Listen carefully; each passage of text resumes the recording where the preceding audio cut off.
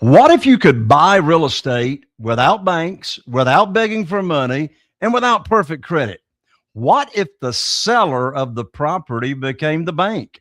And what if that one shift could completely change how fast you build your wealth?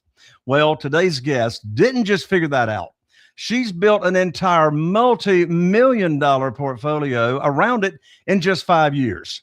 Well, hey there, I'm Jay Conner, the Private Money Authority, and welcome to Raising Private Money. Now, listen, most real estate investors are stuck. They're chasing deals, fighting for funding, waiting on approvals that never come about. But what if you flipped the script?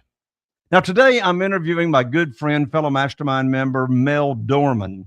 She's a financial activist, TEDx speaker, and the founder of the Seller Financing Academy. But here's what's really matters. Mel went from barely scraping by as a social worker to building serious wealth using creative financing, especially seller finance deals. And now, well, she's teaching everyday people just like you how to find off-market deals, structure win-win agreements, and create wealth without relying on traditional institutions. This is not theory. This is real world strategy you can use right now. So buckle up, put your seatbelt on, because this conversation might completely change how you think about funding your next deal. In just a moment, you're going to meet my good friend Mel right after this. If you're a real estate investor and are wondering how to raise and leverage private money to make more profit on every deal, then you're in the right place. On Raising Private Money, we'll speak with new and seasoned investors to dissect their deals and extract the best tips and strategies to help you get the money, because the money comes first. Now here's your host, Jay Conner. Mel, welcome to the show. Thanks for having me, Jay. It's great to be here. Yes, I'm excited to have you. All right, Mel, here's where I want to start. Take us back for a second. What was the exact moment when you realized that traditional financing was not going to get you where you wanted to go? What happened? Oh, wow. Yeah. I mean, I think I realized this.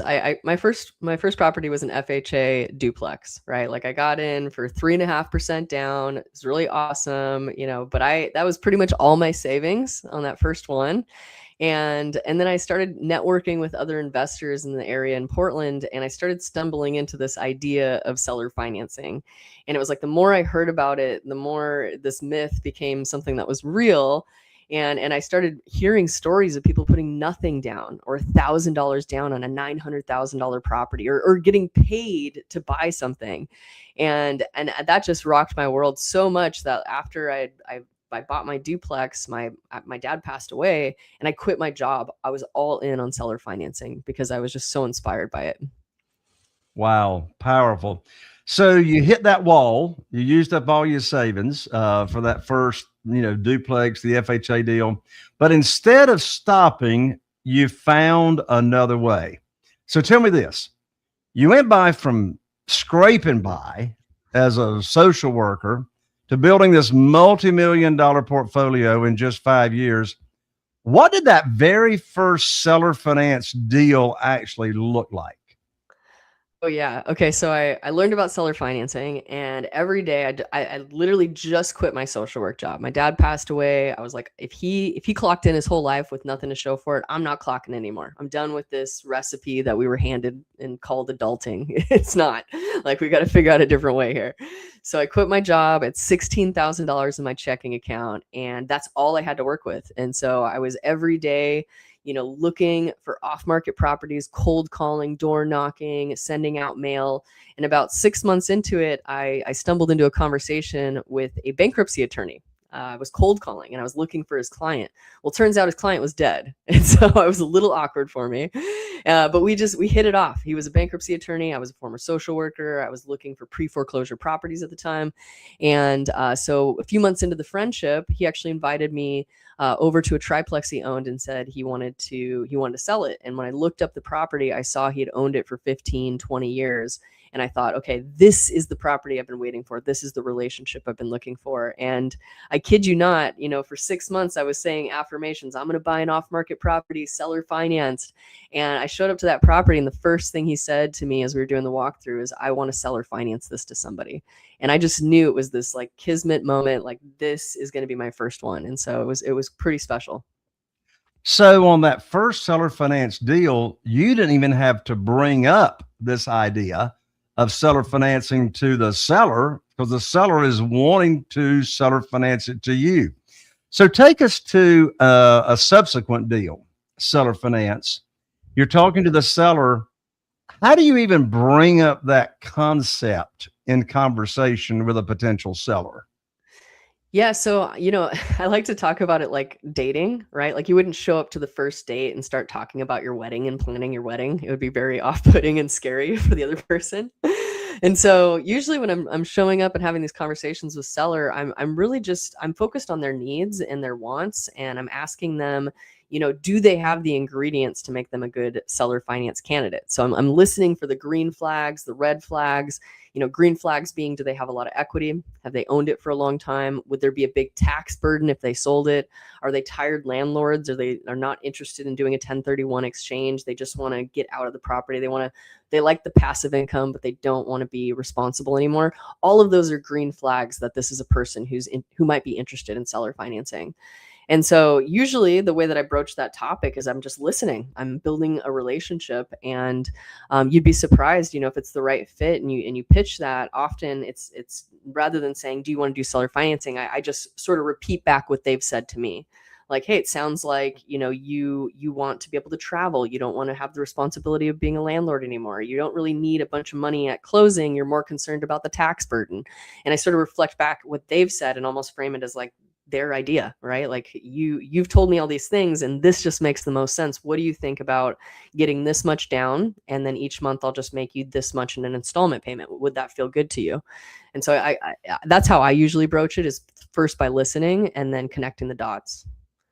That is so smart. And I love the phrase that you just said, would that feel good to you? Mm-hmm. Right. Instead of just asking that direct yes or no question. Yeah. And I love how you just explained you actually are reframing what they have already told you. Yeah. And when you do that, you just set yourself apart, because unfortunately, most people don't listen like you are explaining. And a lot of people don't ask like really, really good questions. Yeah.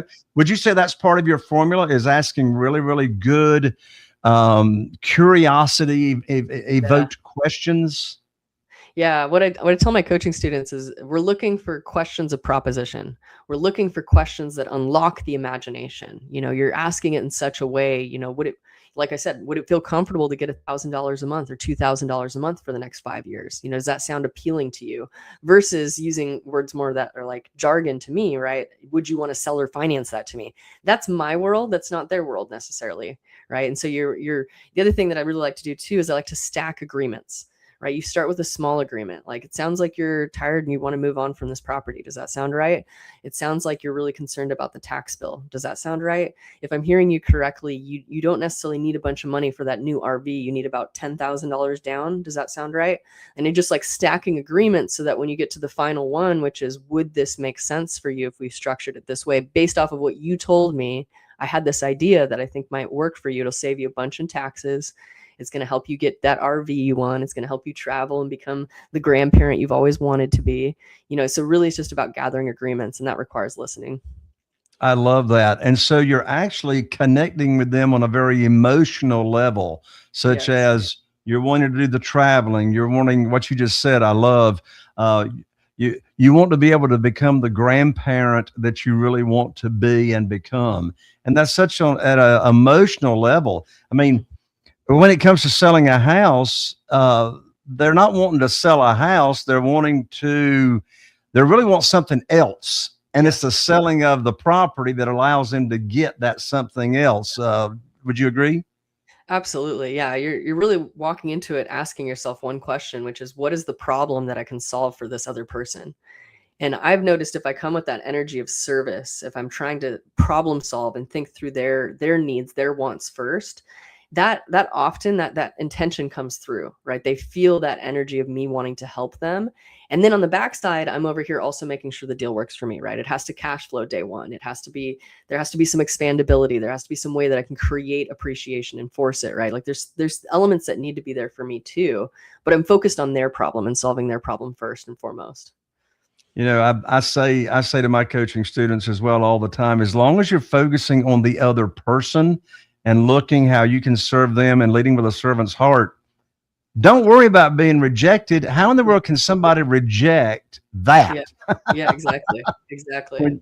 When you're totally interested in them. So, what you're talking about, Mel, for our people that are listening and tuning in, this is a brand new concept for some people. So let's simplify it. How do you explain, and you already started doing it, but go a little bit deeper. Yeah. How do you explain seller financing to someone so someone hears it and then they say, oh yeah, I get it? Because I'm sure you've talked to, and your students have talked to a lot of people that never even thought about that being a possibility, right? Right. So it's like, so let's pretend I'm a seller and you and I are having a conversation and you've asked me a couple of those questions and I say, yeah, I like the monthly income part. But then I ask this question as a seller. So logistically, how does that work? Mm-hmm. Yeah. Logistically, so most of the time people will go to a bank and they'll go get a mortgage. And what happens is they pay for the house, maybe that's 500,000, but then they'll pay another house worth of interest, another 500,000.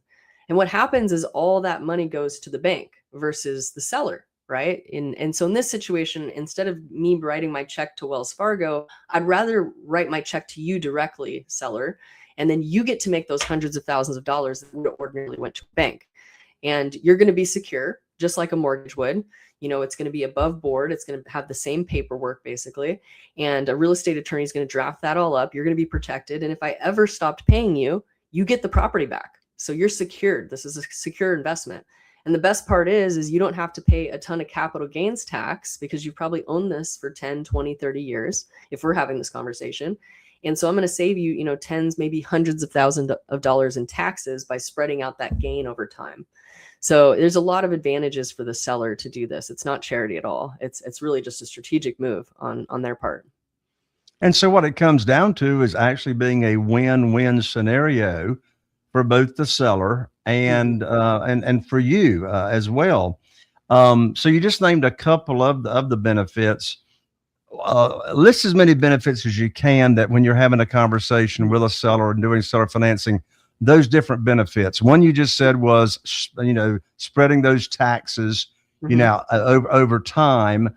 But what were some of the other reasons someone would be really interested in the seller financing?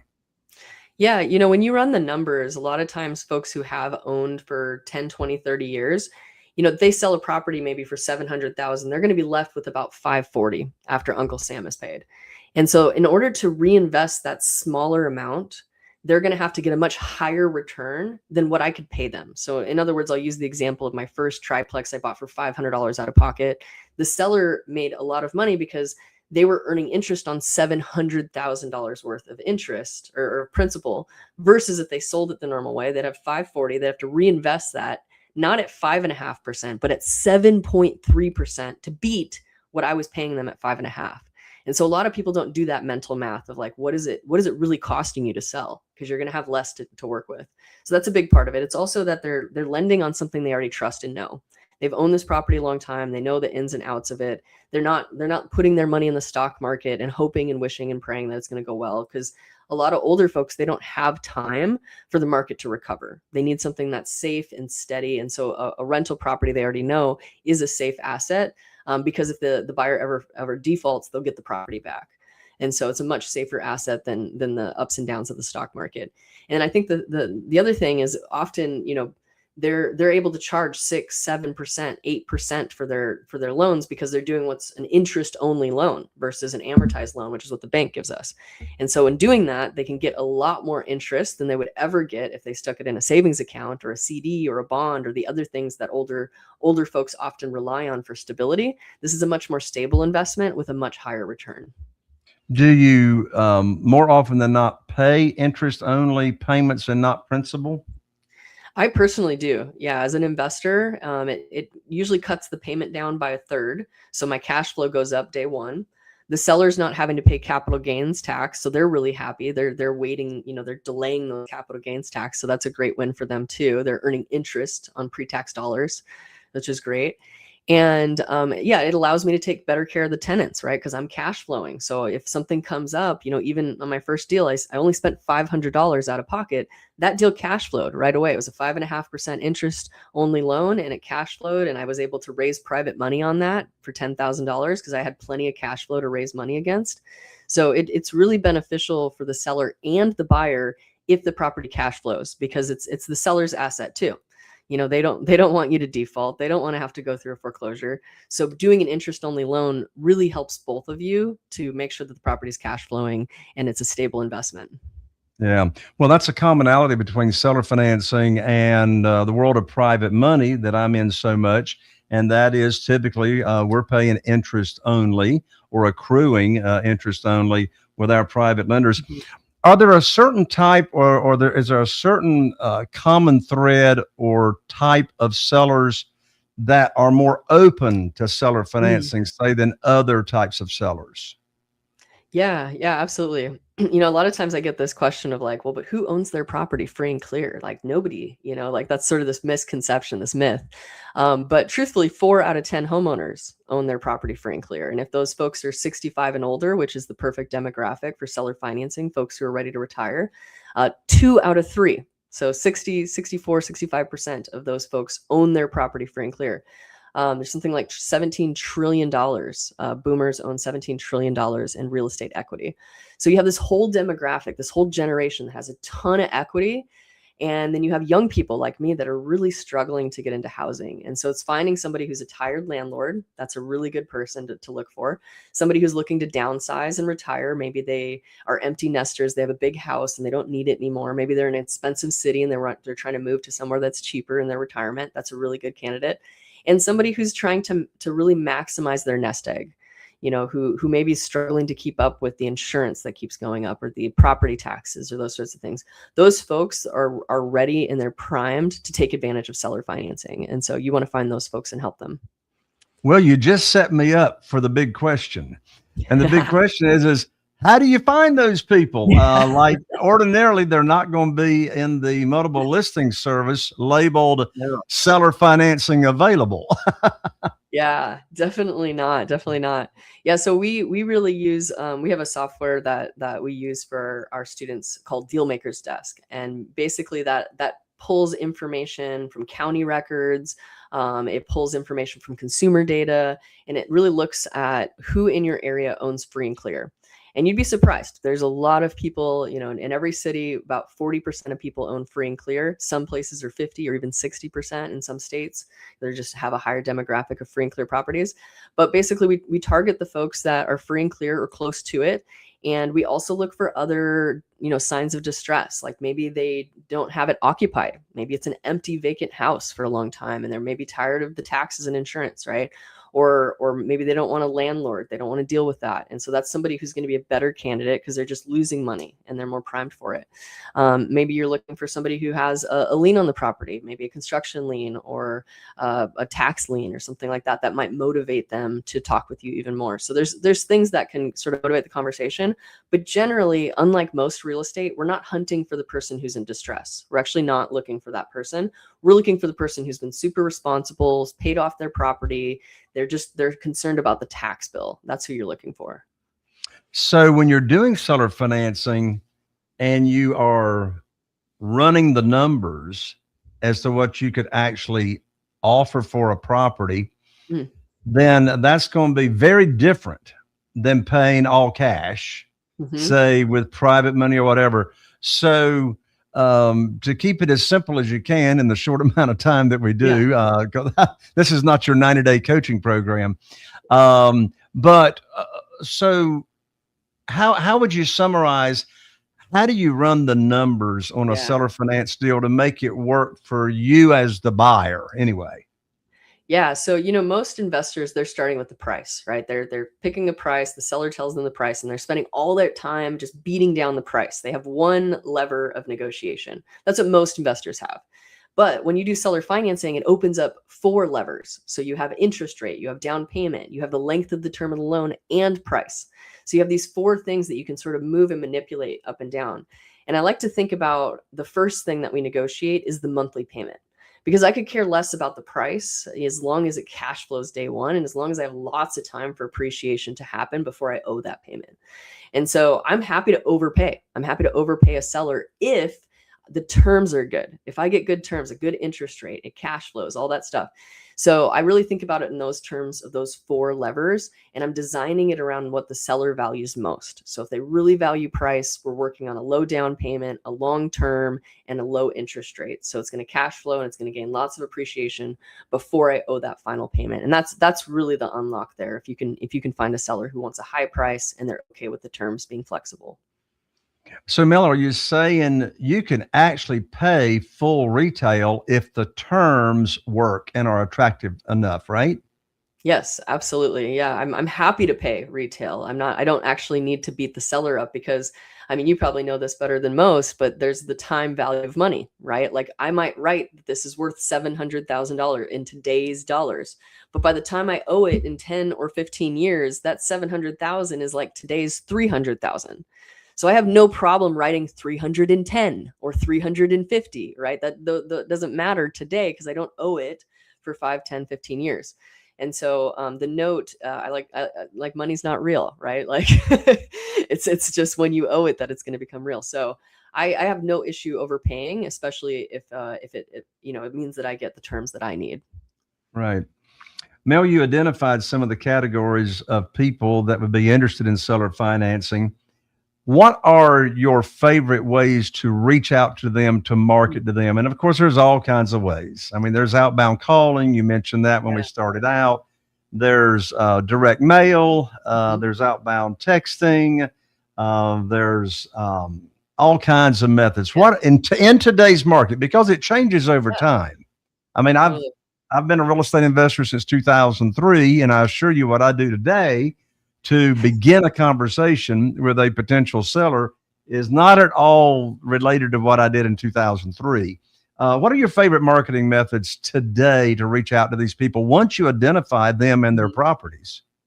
Yeah. So because most of the people that we're trying to work with are older generation, they've owned for 20, 30 years. We really focus on direct mail. It's a way to start a conversation. We send what looks like a birthday card. It's a colorful envelope. It's handwritten on the outside. It's got a signature on the inside. It's got a very short letter that's just telling them, I want to get to know you. I want to talk to you about your property. I'm a neighbor down the street.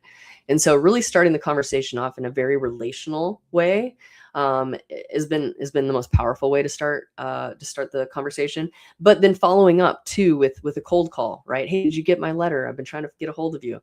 You can take it even a step further, and if the person's local, you can drop off a little sticky note on their door. Hey, not sure if you got a chance. I still am trying to get a hold of you. And truly, it's about the follow up. So mailing on a regular frequency, whether it's monthly or quarterly.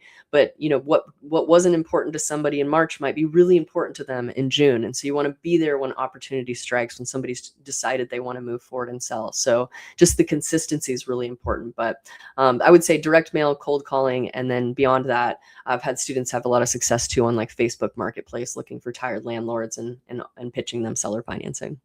Okay, that makes a lot of sense. As you know, the name of this podcast is Raising Private Money. A lot of my listeners are raising private money. So let's connect with them on that topic.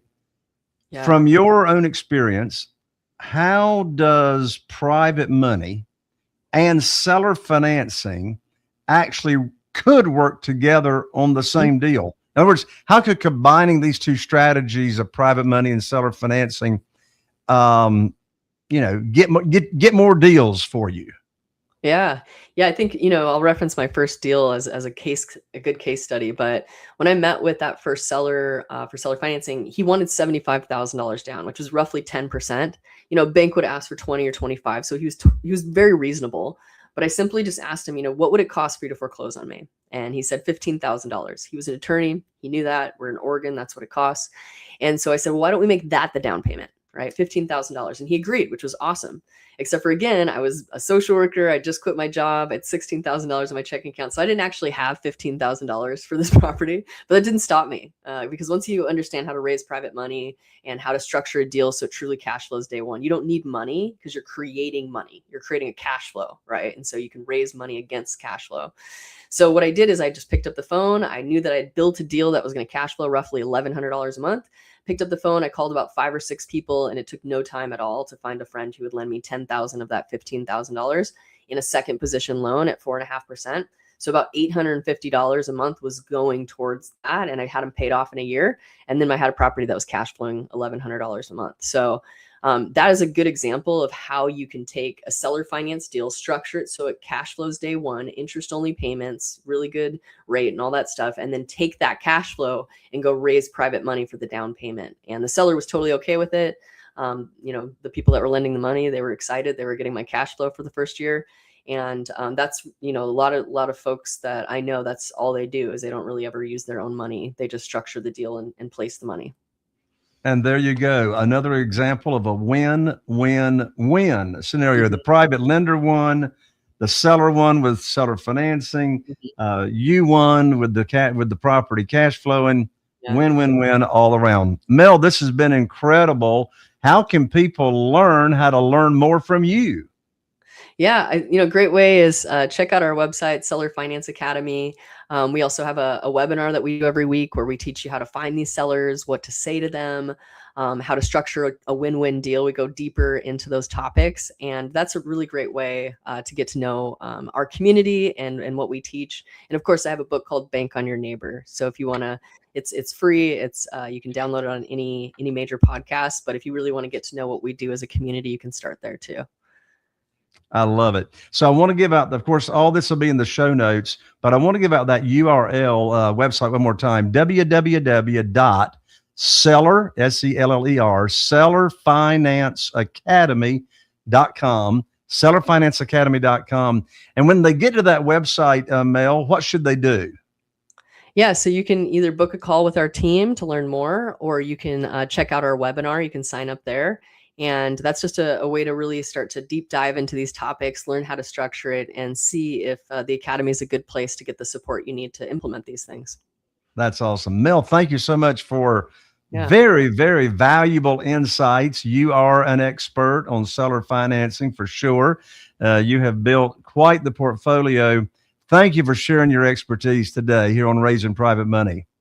Yeah, thank you, Jay. This is such a great conversation. You got it. Now, I'm getting ready to say something that might make some people not very happy. If you're still relying on banks to fund your deals here in 2026, you're not an investor. You are an applicant. And applicants don't build wealth. They ask for permission. What you just heard in this episode, this is how real players like Mel Dorman operate. Seller financing, private money, no begging, no approvals, no gatekeepers, just strategy. But here's the truth. 95% of people listening right now won't do a thing with what they just heard. They'll nod their head. They'll say, this was good. Go right back to playing small. But let me ask you a question. Are you in the 5% of the people that will do something? Because the move is simple. You either close this episode, nothing changes, or you just take 10 seconds, hit share, and send this to someone who will need it, who will get unstuck, still waiting, still thinking they need permission to win. And maybe, just maybe, you're going to wake them up. And if you're serious about actually separating yourself from the crowd, make sure you're subscribed to this podcast, Raising Private Money, because while the other people are filling out applications, you're building empires. I'm Jay Conner, the Private Money Authority, and I'll see you right here on the next episode of Raising Private Money. Are you feeling inspired by the knowledge you gained in this episode? Then head over to jconner.com/moneyguide. That's jconner.com/moneyguide and download your free guide that shares 7 reasons why private money will skyrocket your real estate investing business right now. Again, that's jconner.com/moneyguide to get your free guide. We'll see you next time on Raising Private Money with Jay Conner.